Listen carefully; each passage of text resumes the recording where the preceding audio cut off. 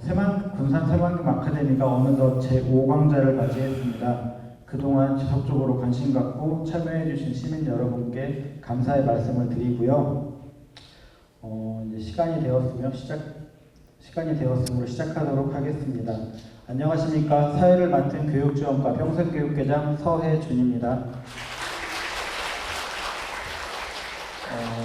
강사님을 소개해드리겠습니다.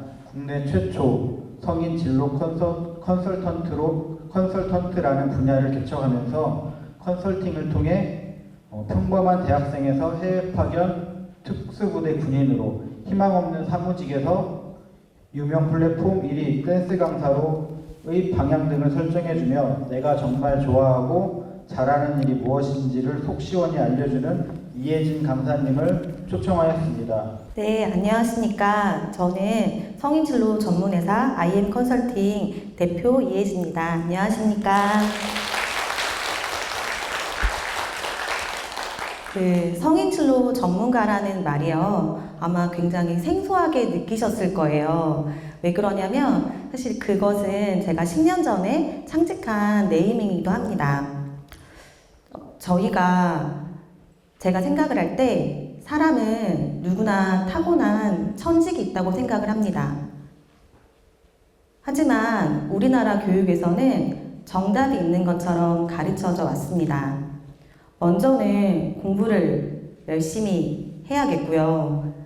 그 다음에는 명문대를 가야 하고 그 다음의 순서는 좋은 취업을 하는 게 목표가 되었죠. 그러다 보니까 인생에서 가장 중요한 첫 시작을 결정하는 그것이 수능 점수로 결정이 됩니다. 사실 나는 전기과를 가기 싫었는데 취업이 잘 된다고 해서 이과를 왔다는 친구들도 있고요. 수능 시험 점수가 이과밖에 안 돼서 여기를 와야겠다는 친구들도 있었습니다. 이처럼 첫 시작이 중요한 대학교 4년이 그렇게 되다 보니까 친구들의 진로들이 꼬이게 되었습니다. 저조차 그렇게 진로를 설정해왔고 그것이 너무 잘못된 것을 알았기 때문에 지금은 진로를 못 찾고 성인이 되어서도 여전히 방황하는 친구들에게 좋아하고 잘하는 일로 평생 천직을 찾아주는 일을 하고 있습니다. 오늘 특별히 군산에서 불러주셔서 너무나 감사드리고요. 제목에서처럼 아무도 알려주지 않는 진로와 적성에 대해서 말씀드리겠습니다. 또한 이 자리에 오신 분들의 연령층을 보니까요. 진로를 본인이 결정하시는 분들도 있을 거고요. 또한 내 자녀의 진로가 고민돼서 오신 분도 있을 것 같아요. 그래서 나의 자녀나 또 나의 지인들이 진로를 고민하고 있을 때 이 방식대로 하면 찾을 수 있다라는 것을 알찬 강의로 준비했습니다. 저 지금 많이 떨려서요. 다시 한번 하고 시작하겠습니다. 제가 상담을 하면서요. 가장 많이 듣는 게 이 말이에요. 제가 대표님 30대인데 늦지 않았을까요? 내지는 저는 결혼을 했는데요. 지금 와서 꿈을 찾는 게 가능할까요? 라는 늦었다는 얘기를 진짜 많이 듣게 됩니다. 호스피스 병동은 6개월 시한부가 사는 곳이라고 해요. 그런데 그분들께 인터뷰를 했다고 합니다. 살면서 가장 후회되는 게 뭐냐고 말이죠. 그랬을 때 그분들은 이렇게 말했대요. 하고 싶은 일을 해보지 못한 게 후회가 된다고요. 다시 물어봤대요. 왜 하고 싶은 일을 하지 못하셨어요? 라고 했을 때 주변의 시선과 반대라고 하셨는데 뒤끝은 사실 너무 늦은 것 같아서요 라는 말을 했다고 합니다. 장문정이라는 쇼호스트가 있어요. 지금은 억대 사업가로 마케터로 유명하신 분인데요. 쇼호스트나 성우 같은 직업들은 굉장히 수명이 짧다고 해요. 그래서 다시 마케터로 성공한 장문정님께 이렇게 말했다고 해요. 저 지금이라도 다른 진로를 가도 될까요? 라고 했을 때 아마 아시는 분 아시겠지만 그분이 키즈 모델 빼고는 다 할 수 있다고 했대요. 저도 그 말을 100% 공감하거든요. 나이라는 거는 상대적 개념이라고 생각을 해요. 저희가 알아야 할 것은 진로를 바꿀 때 내가 어디 회사로 들어가야 된다고 하면 사실 답이 없어요. 이 나이에 경력도 없는 나를 누가 써주지? 하고 거기서 막혀버리면 헤쳐나갈 길이 없어요. 그것은 30대 친구들도 마찬가지거든요. 제가 오늘 여기서 말씀드리고자 하는 것은 우리 평생 직업을 한번 찾아보면 어떨까라는 의미에서 이것을 던져봅니다. 출구가 없어 보일 때 우리가 사람은요 관성이 있어서 잘 안 움직인다고 해요. 내가 너무 안락하고 편하고 하면 그냥 그 자리에 눕고 싶고 그냥 쉬고 싶대요. 근데 내가 힘들잖아요. 어려운 일이 생기면 그때 배우려고 하고 들으려고 한다고 합니다. 오늘 목요일 7시죠. 딱 놀기 좋은 날. 그리고 저녁 시간에 이 자리에 오신 여러분들도 분명 각자의 고민들로 오셨을 거라고 생각이 들어요. 그리고 이 군산 아카데미 저의 이 강의가 여러분들에게 어떤 돌팔구가 될 수 있게 그런 마음으로 강의를 준비했습니다. 위기는 최고의 찬스고 최고의 기회예요. 혹시 지금 많이 힘들다면 어쩌면 여러분들에게 새로운 또 기회가 될 수 있을 것 같습니다. 아이덴티티 워커라는 건요, 나에 맞는 일을 찾는 사람을 말합니다. 그냥 워커 말고요. 돈을 벌더라도 나답게 돈을 버는 거. 어떻게 찾냐라는 것은 제가 마지막에 말씀드리고요. 조금 힌트를 좀 드리자면요. 미운 오리 새끼라는 동화에 보면 미운 오리 새끼가 처음에는 어머니가 그 미운 오리 새끼 편을 들어요. 그런데 시간이 지남에 따라 다른 오리들이 쟤 너무 미워라고 하니까 동화를 보면 엄마, 부모까지도 그 친구를 미워하게 됩니다. 그렇게 쫓겨난 그 미운 오리는요, 신기하게도 항상 백조를 보면 떨리는 거예요. 그러니까 주변에서 너는 그냥 굉장히 미운 오리라고 하는데 백조만 보면 떨려. 남들이 그런 얘기할 때 넌 아니라고 하니까 절대 말은 안 하죠.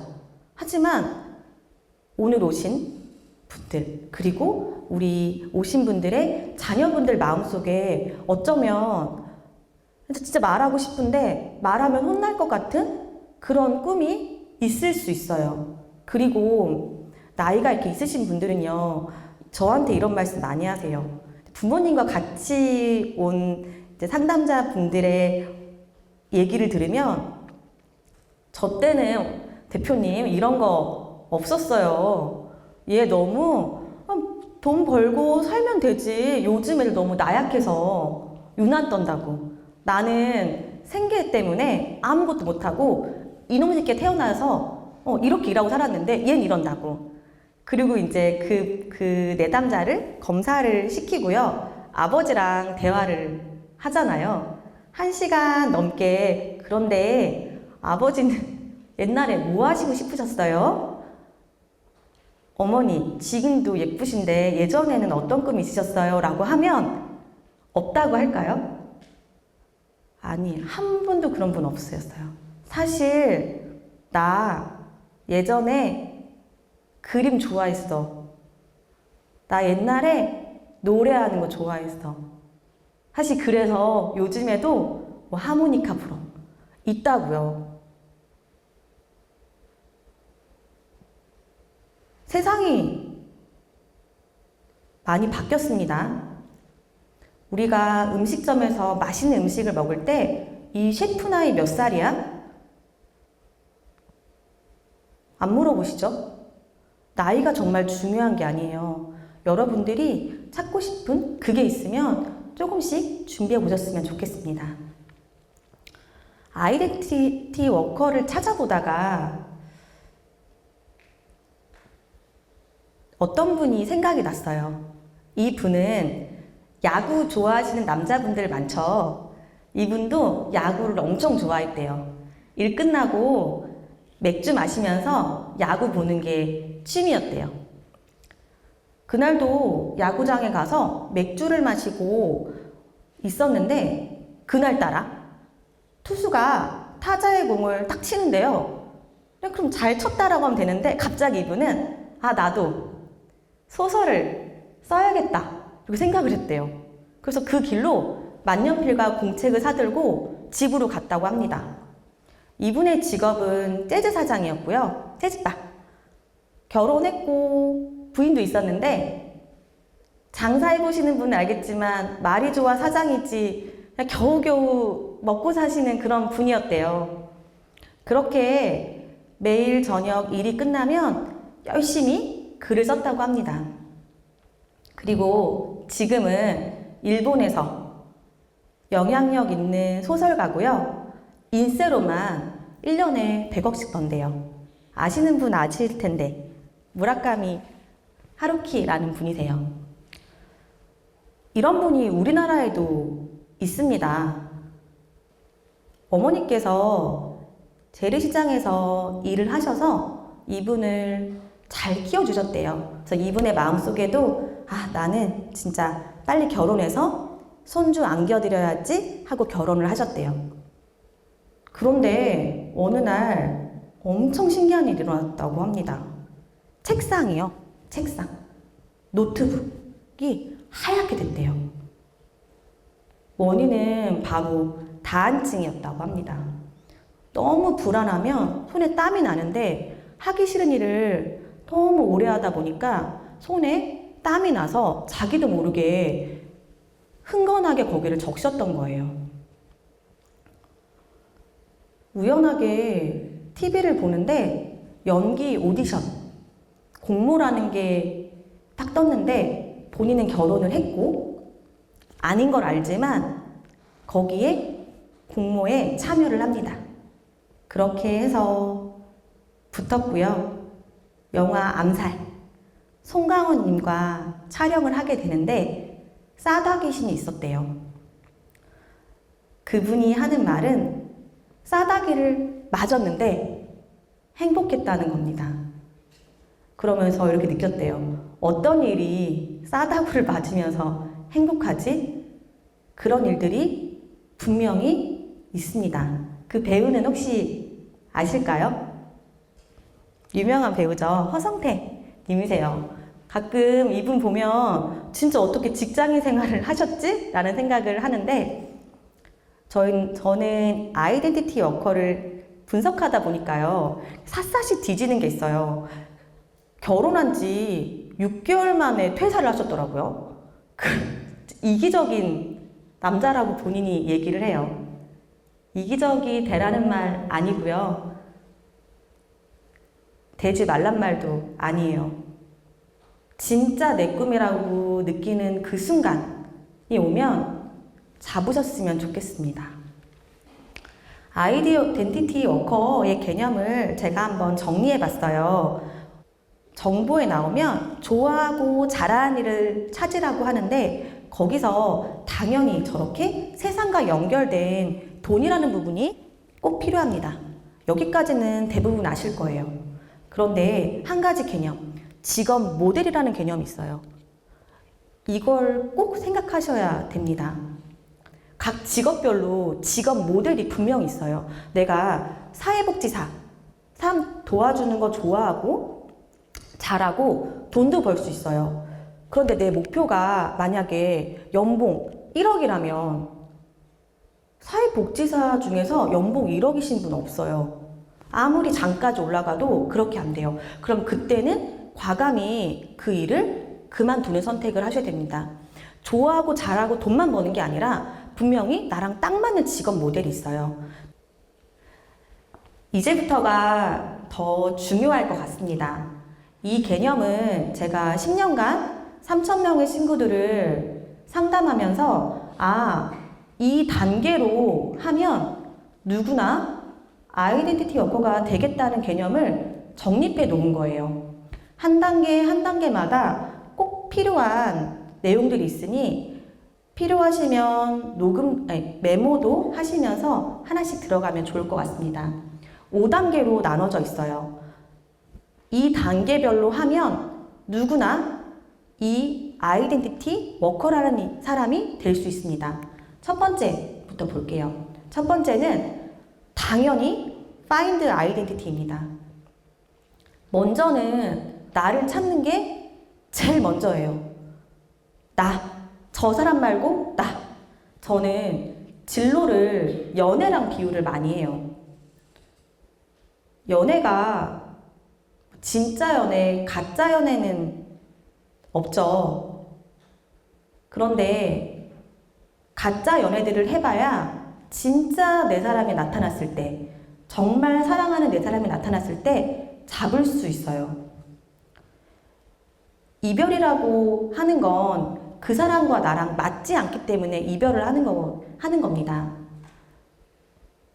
이별이 힘들긴 하지만 이별했을 때 저는 그렇게 느꼈어요. 이제 너를 만나서 다음번에는 나는 이런 게 맞지 않고 이런 게 맞는 사람을 만날 수 있겠다고요. 이효리 씨와 이상순님의 결혼은 다들 아실 거예요. 저도 찾아봤는데 인터뷰에서 이런 말 하더라고요. 이효리님께 누가 물어봐요. 이상순님은 좋은 사람이죠? 라고 물어봤는데 이효리님이 그랬대요. 아니요? 라고 하면서 좋은 사람이 아니라 나에게 맞는 사람. 직업도 나에게 맞는 일을 하셔야 돼요. 학교 다닐 때 우리 아이들 한번 보시면 좋을 것 같은데 대학교 시간표를 짤 때요. 어떤 친구는 골고루 짜는 친구들이 있어요. 월요일날 2시간, 화요일날 2시간. 근데 우리 애는 막 목금토 수목금에 이만큼씩 몰아놔. 그런 친구는 사실은 그런 거가 더 맞는 사람입니다. 무슨 얘기냐면 꾸준히 뭔가를 하는 것보다는요. 내가 몰아서 하는 걸 더 선호하는 사람이라는 거예요. 사소한 것들에 단서들이 있으니까 놓치지 마시고요. 그리고 늦었다고 생각하지 마시고 나는 어떤 스타일이지? 라는 생각을 하면서 들어줬으면 좋겠습니다. 두루미는 같은 회사에 취직을 합니다. 너무 좋은 회사가 되어서요. 여우한테는 접시에 먹는 일을 시켰고요. 두루미한테는 호리병에 먹는 일을 시켰어요. 둘은 너무 행복하게 직장 생활을 했다고 합니다. 어느 날 상사가 바뀌었어요. 그래서 혁신을 하겠어 라는 말을 하면서 여우에게는 호리병에 먹게 하고 두루미에게는 접시에 먹게 합니다. 그 순간 어떤 일이 일어나냐면요. 이 능력 있는 여우와 두루미 직원은 지적을 엄청 많이 받게 돼요. 왜 이렇게 일을 못하냐? 왜 이렇게 느리냐? 너는 이걸 고쳐라. 그러면서 이 둘은 내가 정말 일을 못하나 보다라고 생각하고 자기의 단점을 고치려고 합니다.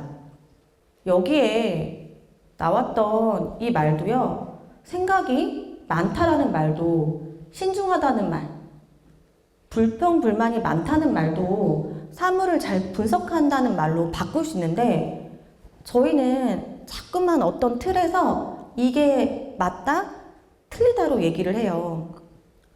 극단적인 단점은요, 극단적인 장점이 됩니다. 저를 만났던 분은 조향사님이었어요. 향을 굉장히 잘 맡는 게 유리한 직업을 하셨죠. 실제로 검사를 해보니까 후각이 많이 발달되셨어요. 근데 얘기를 해보니 어렸을 때요, 밥을 먹는데 밥에서 이상한 냄새가 난다. 저 생선은 너무 비리다. 아빠한테 이상한 냄새가 나서 머리가 아파 죽겠다. 맨날 이런 얘기를 하니까 이쁨을 받았을까요? 못 받았을까요? 네. 항상 이 친구한테는 너 예민해. 왜 이렇게 민감해? 왜 이렇게 불평불만이 많아? 이런 얘기를 가장 많이 들었대요. 웃으면서 제가 얘기했어요. 근데 만약에 정말 환경미화원이셨으면 생계 때문에 억지로 이렇게 좋은 후각을 갖고 있으면서 환경미화원이시면 정말 너무 힘드셨겠어요 라고 했더니 대표님 저는 그런 거 하나도 못 봐요 라고 하는 거예요. 박할래님이라는 음악 감독님, 뮤지컬 감독님이 계세요. 그분은 당연히 청각이 발달이 되었을 것 같아요. 그분의 인터뷰를 잠깐 지나봤는데 본인은 공연 전날에요. 시계 있죠. 시계 초침 나는 소리가 들려서 그거를 다 꺼내서 저쪽 방에 놓고 자도 너무 시끄럽대요. 근데 그 극단적인 단점이 그분을 여기까지 올라오게 한 재능이 되었습니다. 가장 지적을 많이 받은 것을 한번 생각해 보셨으면 좋겠어요. 누구나 그런 부분이 분명히 있고요. 아이들 중에서 말대꾸 많이 한다 이런 얘기 많이 듣는 친구들 보면 언어 능력이 많이 발달된 분들이 많아요. 재능은 누가 자른다고 해서 없어지진 않지만 물을 주지 않으면 그대로 있어요. 그림을 좋아했던 사람이 크레파스를 가지고 놀았는데 아버지가 화쟁이 되면 안 된다고 하면서 크레파스를 내다 버리고 부러뜨리셨대요. 그분의 그림 그리는 재능은 없어지지 않아요. 하지만 멈춰 있어요. 그런데 그때 아버지가 누구누구야 그림 너무 잘 그린다. 너무 이쁜데 다음에는 한번 물감으로 그려보면 어떨까? 라고 하면 이분의 재능은 무럭무럭 자라요. 재능은 없어지지 않아요. 그래서 단점으로 나타날 거예요.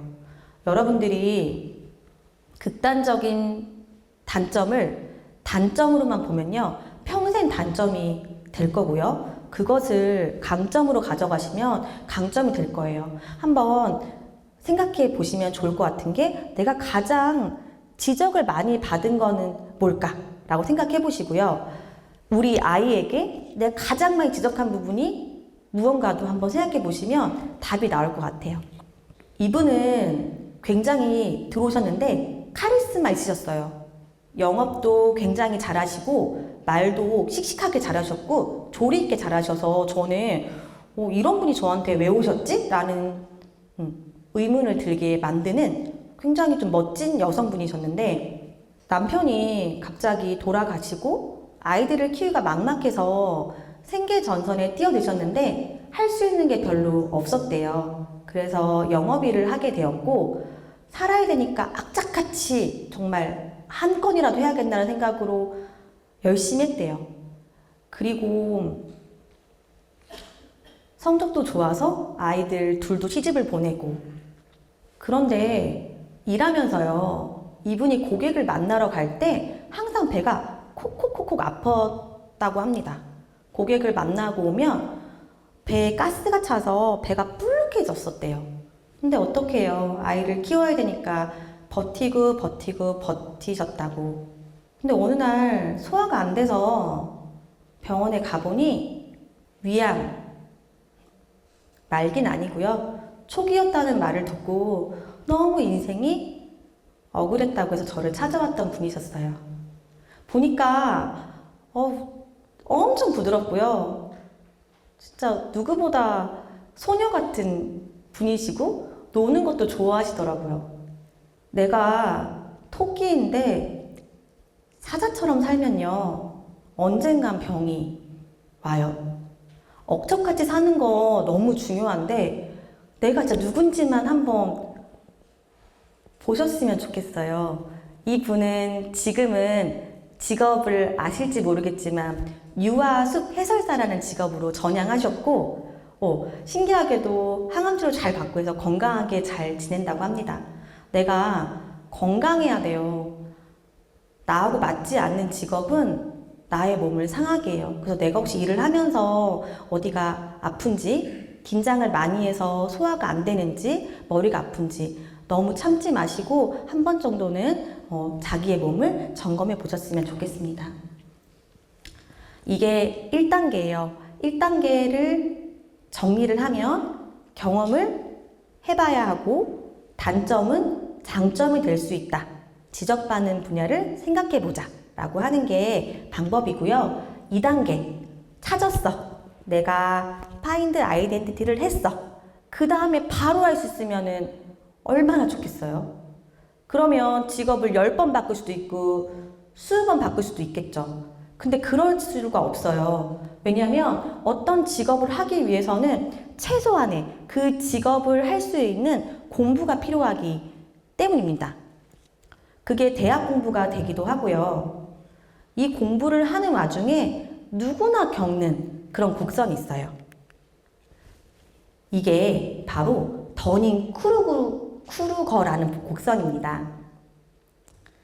처음에는요, 주식 공부하셨던 분 있으신지 모르겠지만 재테크 공부하셨던 분 계신지 책 한 권 딱 읽으면 자신감이 넘친대요. 아, 내가 진짜 이거를 지금 알았어? 아, 죽었다. 저도 그랬거든요. 제가 심리학과를 들어갔을 때 프로이트의 이론을 듣고 와, 이거였어? 라고 하면서 자신감이 엄청 올라갔던 시기가 있어요. 누구나 그래요. 나와 나의 자녀. 아이들이 뭘 처음 가리키면 우리 애가 엄청 잘하는 거예요. 엄마 나 좀 하는 것 같아 라고 하는데 신기하게 우리 애가 내가 한 6개월 되기 전에 난 아닌 것 같아 라고 멈추는 구간이 분명히 있어요. 그것은 나의 문제가 아니고요. 원래 이 절망의 골짜기를 넘어가야 그 다음부터 내가 고수가 될 수 있습니다. 그리고요, 꼭 기억해야 할 것은 계속 이 골짜기에서 멈추잖아요. 그러면 그런 친구들이 있어요. 자격증은 엄청 많고 책도 엄청 많이 있는데 써먹지를 못하는, 뭐 손만 대고 마무리를 못 찍는, 이 표 꼭 찍어 가셔서요. 친구들이 만약에 나의 아이가 그러면 너가 그런 건 원래 그런 거야, 원래 이 구간을 넘어가야 돼 라는 말을 꼭 해주셨으면 좋겠습니다. 그래서 이때 더 많이 공부하셔야 돼요. 이게 가장 많이 나타나는 분야가 예체능이거든요. 그림을 좀 그려서 내가 예고에 갔는데 웬걸 나보다 그림 더 잘 그리는 애가 너무 많아. 아, 엄마 나는 아닌 것 같아. 음악 좀, 노래 좀 해서 갔더니 노래 잘하는 친구가 너무 많아. 나는 아닌 것 같아. 아니고요. 여기서 조금 더 노력하셔야 돼요. 그러면 분명히 올라갈 수 있는데 대부분 여기서 멈추는 사람들을요, 다능인이라고 해요. 그냥 다 깨작 다 하는데 뭐 딱 하나 잘하는 게 별로 없는 사람.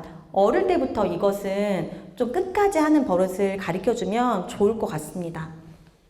도자기 공예 실험이라는 게 있어요. 한 네모 집단에게는 도자기 50개를 만들면 A학점, 한 학기 동안요. 40개를 만들면 B학점을 준다고 했어요. 세모 집단에게는요, 도자기 수는 무관해. 도자기는 안 내도 되지만 최고의 작품 하나만 내 라는 주문을 했어요, 교수님께서. 잠깐 여기서 여러분 A 집단에 가고 싶은지 B 집단에 가고 싶은지 손 한 번만 들어볼게요. 나는 A 집단에 가서 양으로 승부하고 싶다. 한번 손 한번 들어보실래요?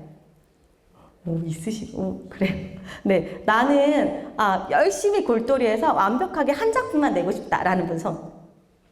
오, 네. 역시 B 집단이 압도적으로 많긴 해요. 왜냐면 이렇게 네모 집단이 약간 형편없는 거 막 해서 막 낼 것 같고, 세모 집단은 그렇지 않을 것 같잖아요. 하나를 해도 막 골똘하게 해서 할 것 같고. 최고의 작품은 어디서 나왔을까요? 네. 최고의 작품은 네모에서 나왔대요. 신기하죠? 엉터리로 만들더라도 실행을 해봤기 때문이라고 하거든요. 이 세모 집단한테 물어봤대요. 고민하느라고 도자기를 안 만들어 봤어. 그러니까 우리 그런 말 많이 하죠. 형편 되면 여행 가자. 형편 언제 돼요? 형편 안 되잖아. 그런 것처럼 뭐 하면 하는 게 아니라 그날 내가 너무 그래서 확 결정해서 해버렸어. 그때 움직이는 것처럼 저희가 어쨌든 움직여야 뭔가를 실행해야 2단계. 트레이닝 할 때는요. 오시든 공부를 하든 시작을 하셔야 그리고 많이 만드셔야 실력이 늘어난다고 해요. 뉴 타입의 시대라는 책이 있어요. 이제 새로운 세계가 오니까 그런 식의 책들이 나오는데 그 책에 보면요. 뉴 타입의 시대에서는 과연 어떻게 일해야 될까라는 얘기를 했을 때 브라질의 한 인류학자가 원주민들 대상으로 연구를 했대요. 근데 그 부족은 다른 부족은 계속 멸망을 해 가는데 이 부족은 굉장히 오래 살아남는 거예요. 거기에 남자들은요, 1년에 한 번씩 큰 자루를 가지고 그 미지의 세계로 떠난대요. 그래서 필요 없는 물건들, 뭐 예를 들어서 뭐 동물의 뼈다귀라든지 뭐 돌이라든지 혹시 써먹을 수 있겠다라고 하는 그것들을 주워온다는 거예요. 딱 봤을 때는 이거 당장은 쓰지 않을 것 같은데 혹시 모르는. 그런데 신기하게 그 부족을 살리는 가장 중요한 것들이 그 자루에서 나왔다는 거죠. 존 크롬볼츠라는 진로 상담 박사님이 계세요. 그분이 초기에는요, 이런 말씀 하셨대요. 진로 결정할 때 가장 중요한 건 합리적 의사결정. 이거 해? 이거 말아? 이거 하면 좋아? 이거 안 좋아? 이런 식으로 딱딱딱딱 이거 필요해? 이렇게 하는 결정이라고 생각을 하셨대요. 근데 이분이 90대에 돌아가셨거든요. 다시 연구를 뒤집습니다. 진로에 성공한 사람, 커리어에 성공한 사람들을 보니까요. 그렇지 않았대요.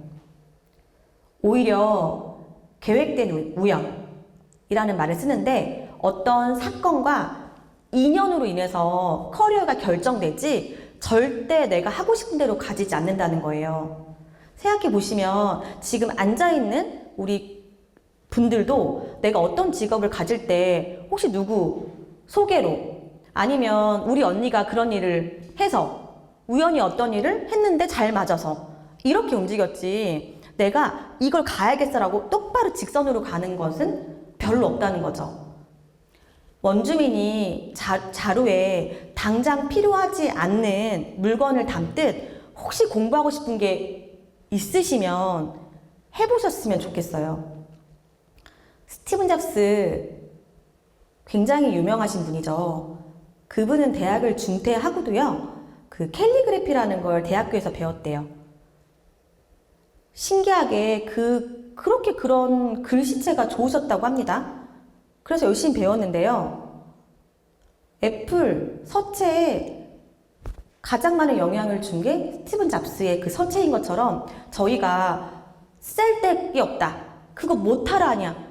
그것도 한번 생각해 보시면 좋을 것 같아요.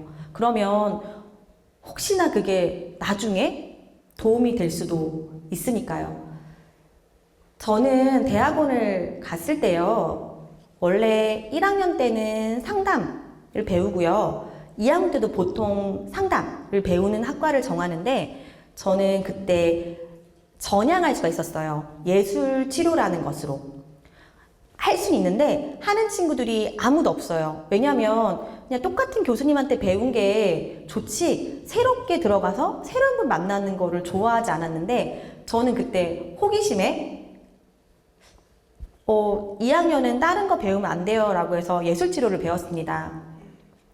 그러다 보니까요 제가 이렇게 검사를 진행하면서 그림 검사를 할 때나 아니면 도형 검사를 할 때나 아니면 내가 뭔가 무의식 검사 보이지 않는 것들을 그리는 검사를 할 때 굉장히 유용했거든요. 그때 당시에는 그냥 했어요. 그때 당시에는 그걸 하는 게 더 되게 합리적이지 않아 보였거든요.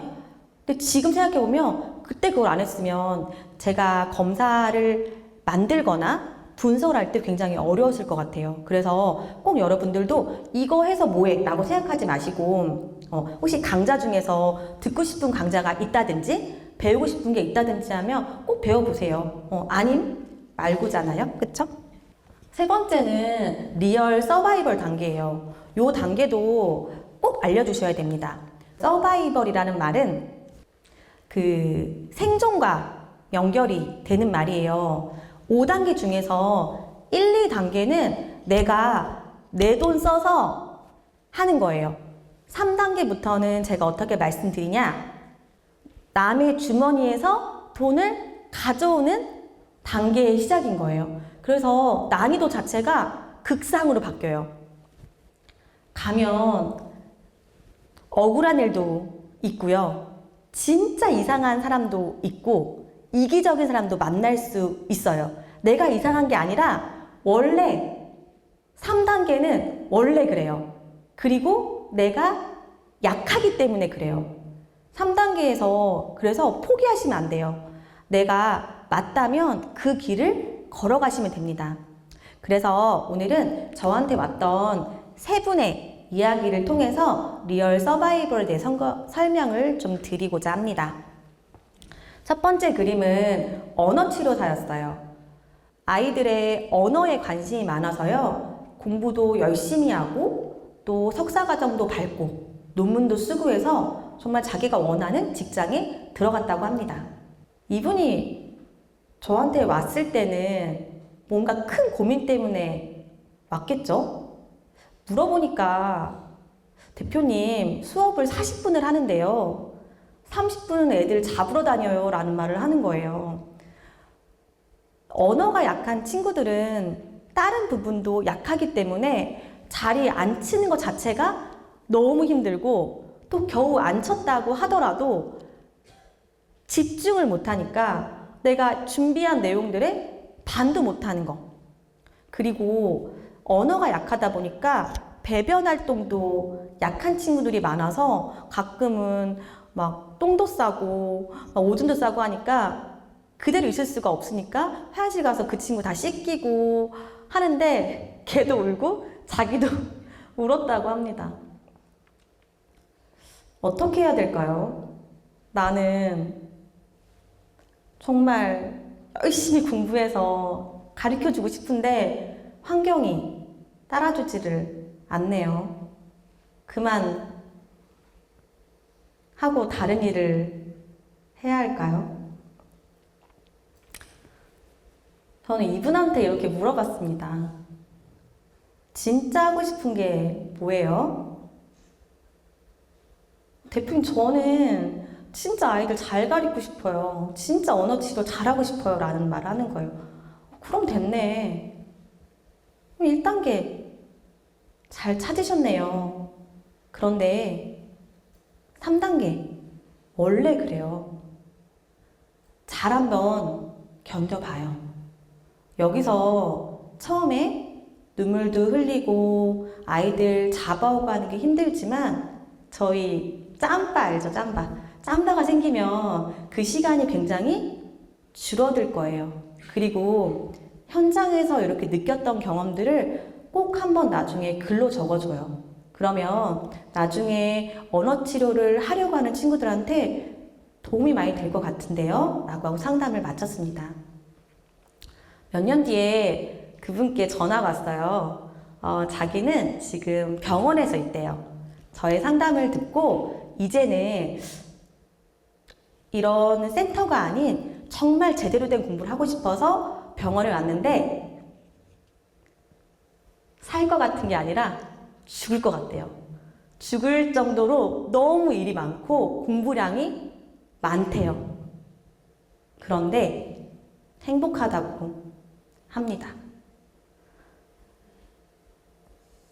직업은 내가 몸이 편하고 마음이 편한 게 아니라요. 그 나의 본질, 진짜 무엇을 하고 있는지가 맞으면 얼마든지 견딜 수 있는 거죠. 언어치료사 사례는 이렇게 마치고요. 두 번째는 간호사님이에요. 이분은 간호학과에서 1등 했대요. 그래서 제 칼럼에 보면은 간호학과 1등이 간호사는 아니다라는 그런 칼럼이 있어요, 제목에. 뭐 집에서도 똑순이고요. 실습도 잘하고 주사도 잘 놓고 뭐든지 척척 알아서 잘하는 이분은요. 대학병원에 취업을 했어요. 물론 가장 좋은 대학병원에 취직을 했죠. 누구 괴롭히는 사람이 있어요? 아니면 뭐 태움문화 때문에 힘든가요? 아니요. 자기는 그런 거 하나도 안 힘들대요. 일이 고돼요? 자기는 밤새 그러는 거 상관없대요. 뭐가 힘드실까요? 라고 했는데 그 자신감 있는 얼굴에서 고개를 떨구시면서 제 방에 오면 그렇게 많이 우세요. 이렇게 막 못다했던 얘기를 하셔서 그런가 봐요. 한참 말씀을 안 하시면서 눈물을 글썽거리면서 그냥 제가 꼭두각시가 된 것 같아요 라는 말씀을 하시더라고요. 그래서 다시 좀 자세히 설명해 주시면 좋을 것 같아요 라고 했을 때 뭐 하나 혼자 할 수 있는 게 없어요. 드레싱 하나, 뭐 하나 다 오더를 받아야 된대요.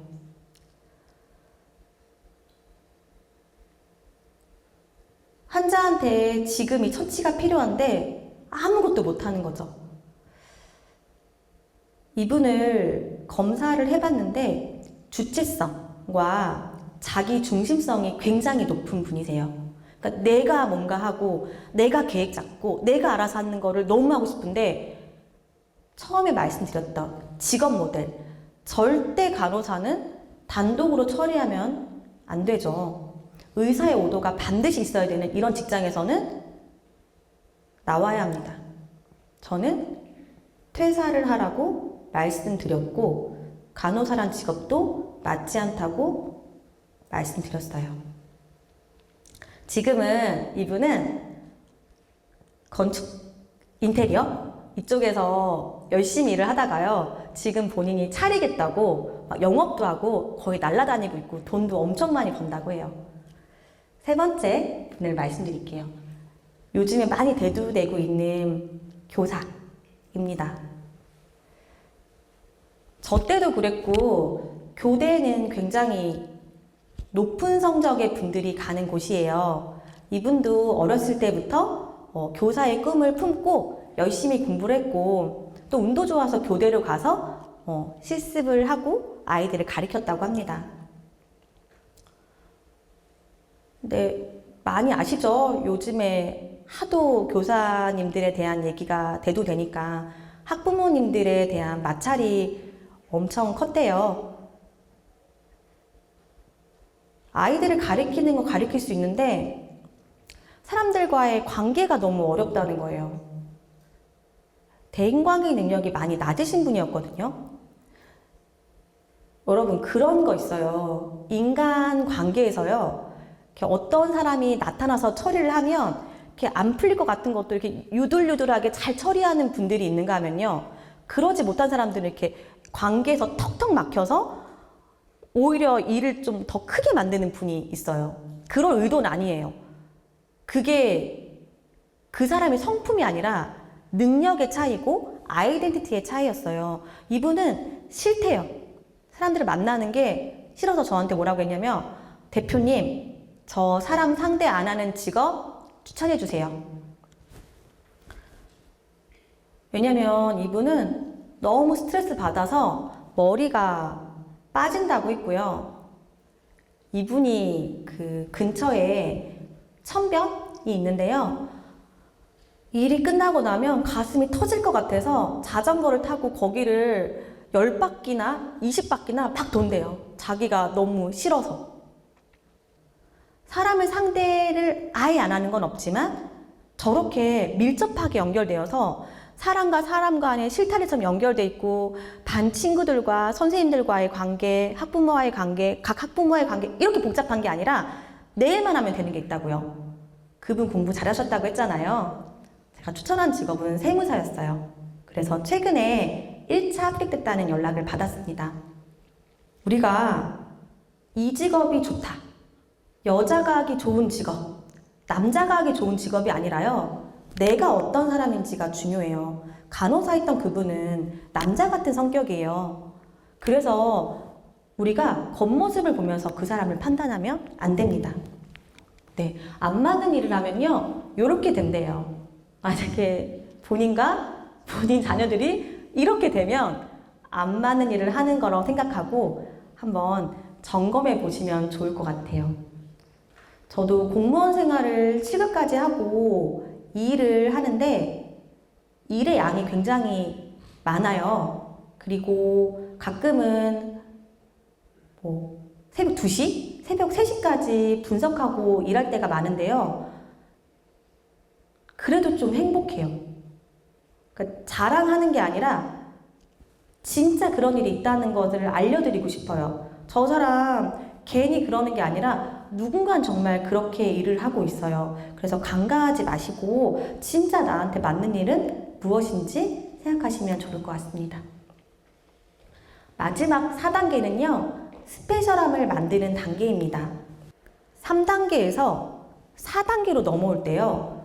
보통 3단계로 마무리 짓는 경우가 상당히 많아요. 왜 그러냐면 3단계 때는요. 2단계까지는 대학생 때 공부하고 자격증 준비하는 시기라고 하면요. 3단계는 취업을 본격적으로 시작을 하는데 그 시작하고 얼마 안 돼서요. 보통 결혼 정년기랑 많이 겹쳐요.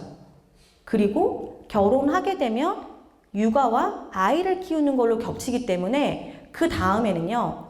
내가 잘하는 게 뭐지? 좋아하는 게 뭐지란 생각을 거의 못하고 육아에 파묻혀 있어요. 보통 그래서 한 90%의 사람들이 3단계에서 멈춘다고 보시면 되고요. 4단계는 그 안에서도 내가 정말 어떤 거를 하면 행복할까라고 고민하고 더 뾰족해지는 시기라고 생각하면 좋을 것 같아요. 4단계는요, 우리가 병원으로 말하면 이 치과는 임플란트를 진짜 잘해. 내지는 여기는 뭐 미백이 최고야. 이런 것처럼 그 치과 하면 딱 떠오르는 거. 제 친구가 쌍꺼풀 수술을 여러 번을 했어요. 자기 눈과 맞지 않다는 거예요. 이 했을 때. 그래서 마지막으로 했던 병원은 쌍꺼풀 재수술만 하는 병원이었거든요. 근데 그 병원에 쌍꺼풀 비용이 엄청났어요. 500, 600이 아니었어요. 1000만 원이 넘더라고요. 1500 정도. 남들이 거기만 가죠. 누구나 쌍꺼풀을 할 수 있지만 재수술을 할 수 있는 거는 그 병원밖에 없어요. 내가 어느 회사에서 일을 할 때 저 사람은 기획서는 진짜, 저 사람은 이거 하나는 진짜, 그게 있으신가요? 그걸 만드셔야 돼요. 그걸 안 만들면 김밥총처럼요, 고만고만한 일을 하면서 마무리를 하게 됩니다. 나폴레옹 힐의 자서전에 보면요, 어떤 기계가 멈췄다고 합니다. 그랬을 때 사람들이 전문가를 불러서 이 기계 좀 봐주세요 라고 했는데 전문가가 와서 이렇게 쓱 보더니 어떤 기계 귀퉁이를 톡 내리쳤대요. 뭐 한 1분도 안 걸렸죠. 그렇게 하니까 기계가 이렇게 돌아가더라는 거예요. 그 다음에 청소를 딱 발행을 했는데 $200요 라는 말을 듣고 사람들이 아니 무슨 와서 여기 톡 한번 치는데 무슨 $200야 순 날도둑 놈이네 라고 생각을 하면서 내역서 좀 보내주세요 라고 했대요. 그렇게 하니까 내역서가 딱 왔는데 망치로 두들기는 비용 $5, 망치로 두들기는 곳을 찾는 비용 195만 원이라고 적혀 있다고 합니다. 애매한 전문가를 찾으면 물론 200달러보다는 쌓일 수 있었겠지만 고치지 못할 수도 있고요. 또 더 많은 돈을 들일 수도 있어요. 저희도 그런 생각을 하니까 어떤 분야에서 스페셜함을 갖는다는 건 돈을 많이 벌 수 있다는 개념도 됩니다. 스페셜을 만드는 건요, 아까 얘기한 것처럼 쌍꺼풀을 파고 파서 내가 재수술로 돈을 벌겠어 라는 거 하나가 있고요.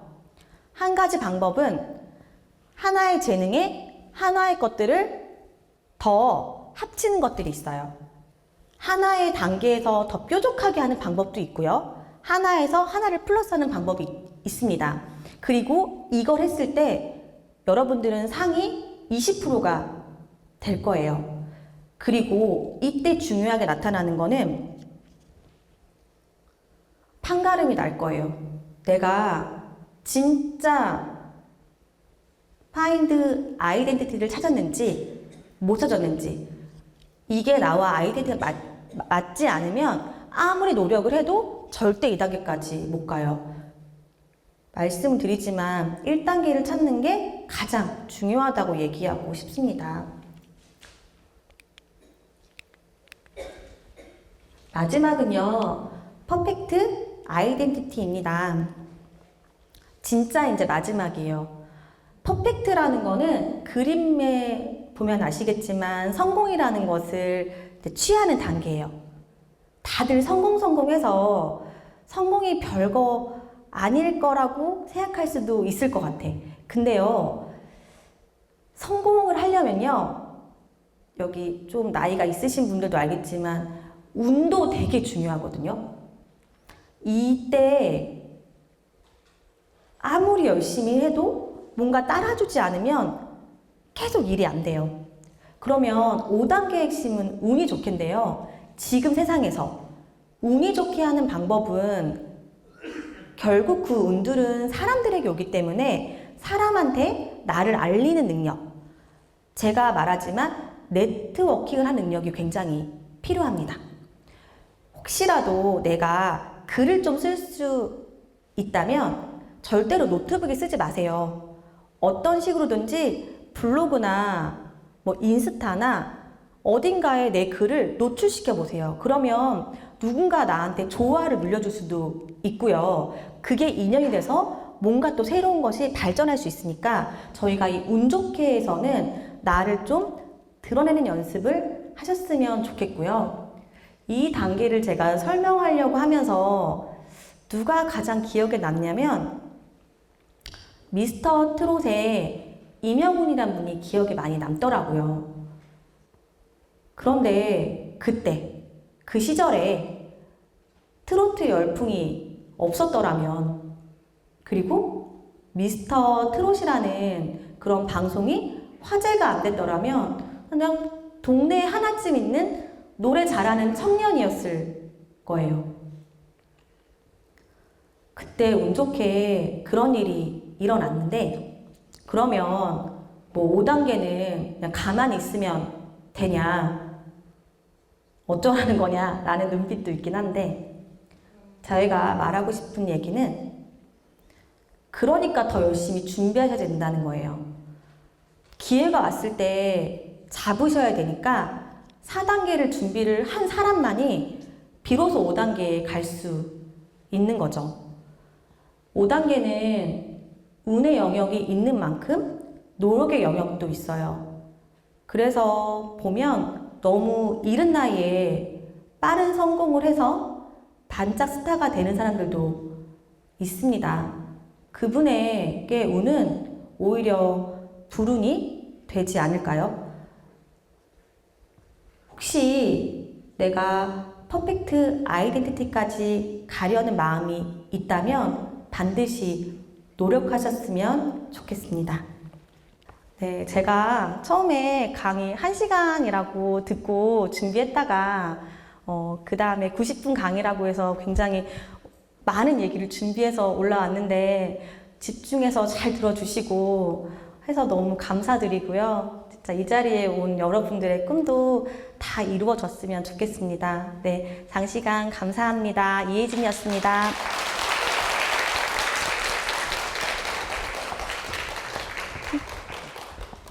나의 단점이 장점으로 바뀔 수 있고 내가 좋아하는 일보다는 나에게 맞는 진로를 찾기 위해 경험의 소중함을 일깨워주신 이혜진 강사님께 다시 한번 큰 박수 부탁드리겠습니다.